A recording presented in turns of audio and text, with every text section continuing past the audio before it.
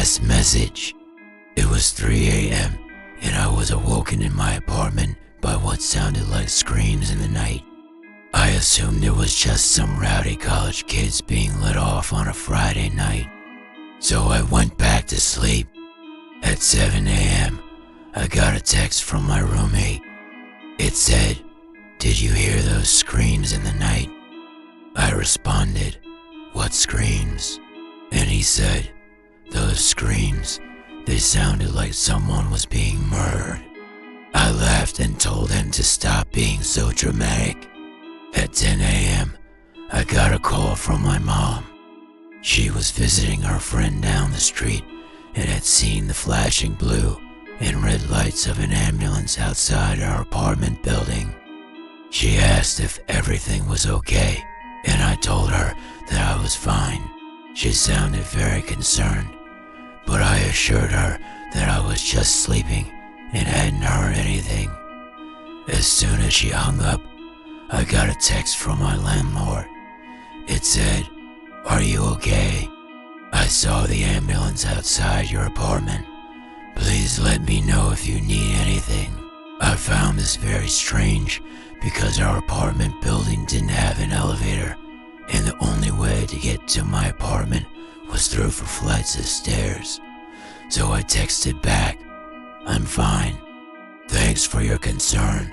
At 11 a.m., my phone vibrated again. It was another text from my landlord. "Please come downstairs. There's something you need to see." I thought this was very odd, but I decided to go check it out.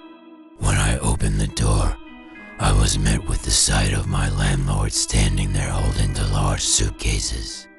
He looked very tired and distraught. When he saw me, his eyes widened and he said, "Thank God you're okay." I was getting worried. He then asked if he could come inside my apartment, and I agreed. He set the suitcases down and began to unpack them. As he did, he explained that he had gotten a call from the emergency services, and they had told him that there was a possible hostage situation in my apartment. He said that they had tried calling me, but my phone must have been off because I had gone to sleep with my phone under my pillow and my phone was on silent.